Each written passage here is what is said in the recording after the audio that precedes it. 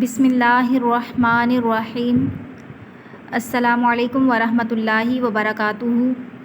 عزیز طلباء و طالبات، امید ہے کہ آپ سب اللہ تعالیٰ کے فضل و کرم سے خیر و عافیت سے ہوں گے۔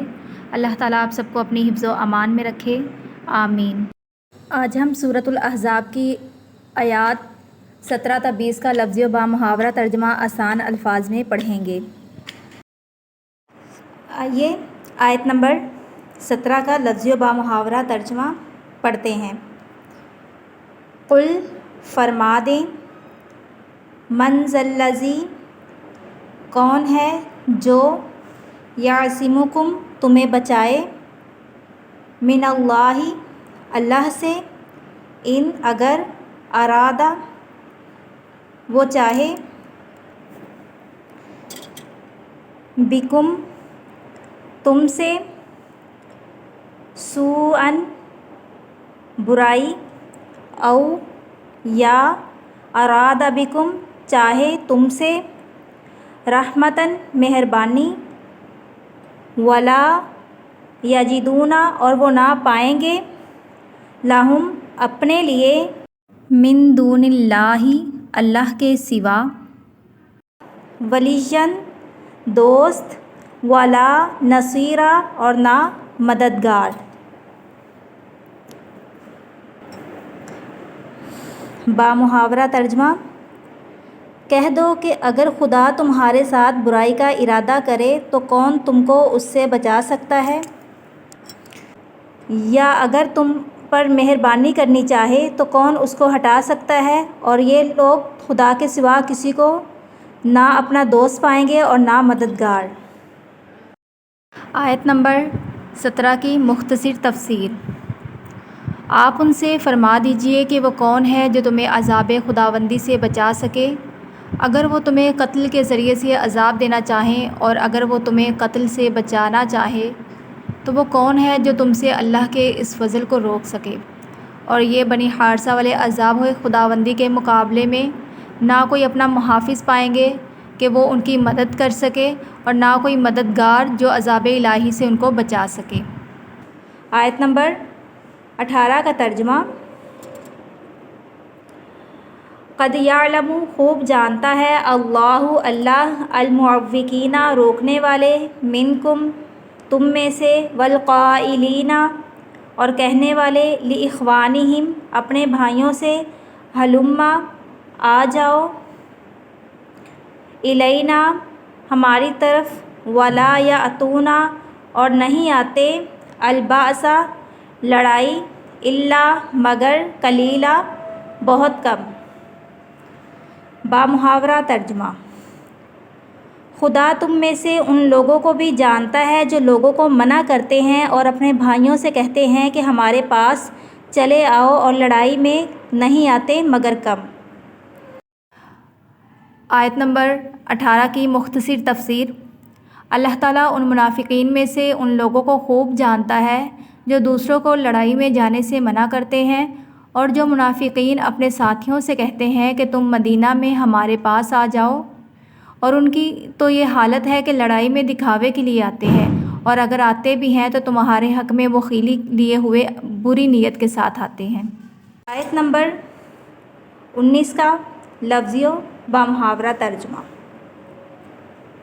اشحتاً یہ اس لیے کہ بخل کرتے ہوئے، علیکم تمہارے متعلق، فَإِذَا جَاءَ الْخَوْفُ پھر جب آئے خوف، رَأَيْتَهُمْ تم دیکھو گے انہیں، يَنظُرُونَ وہ دیکھنے لگتے ہیں، إِلَيْكَ تمہاری طرف، تدور گھوم رہی ہیں، أَعْيُنُهُمْ ان کی آنکھیں، كالذی اس شخص کی طرح، يغشى غشی آتی ہے، علیہ اس پر، من الموت موت سے، فَإِذَا پھر جب، ذَهَبَ چلا جائے، الخوف خوف، سَلَقُوكُم تمہیں طعنے دینے لگیں، بِأَلْسِنَةٍ زبانوں سے، حِدَادٍ تیز، أَشِحَّةً بخیلی یا لالچ کرتے ہوئے،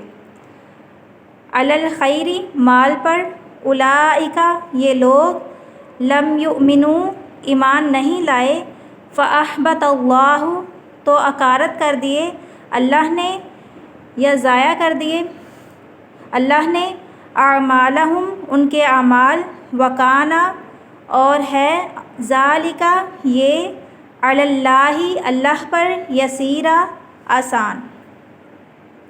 بامحاورہ ترجمہ۔ یہ اس لیے کہ تمہارے بارے میں بخل کرتے ہیں، پھر جب ڈر کا وقت آئے تو تم ان کو دیکھو کہ تمہاری طرف دیکھ رہے ہیں اور ان کی آنکھیں اسی طرح پھر رہی ہیں جیسے کسی کو موت سے غشی آ رہی ہو۔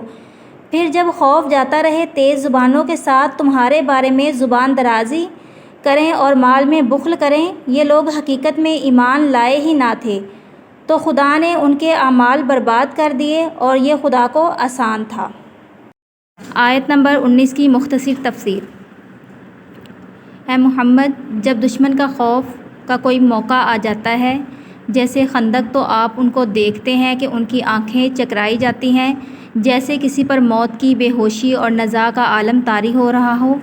پھر جب دشمن کا خوف دور ہو جاتا ہے تو تمہیں طعنے دینے لگتے ہیں اللہ کی راہ میں مال صرف کرنے سے بخل کرنے کے لیے۔ یہ لوگ پہلے ہی سے اپنے ایمان میں سچے نہیں، تو اللہ تعالیٰ نے ان کی سب نیکیوں کو برائی سے تبدیل کر رکھا ہے، اور ان کی نیکیوں کو اکارت کر دینا اللہ کے نزدیک بالکل آسان ہے۔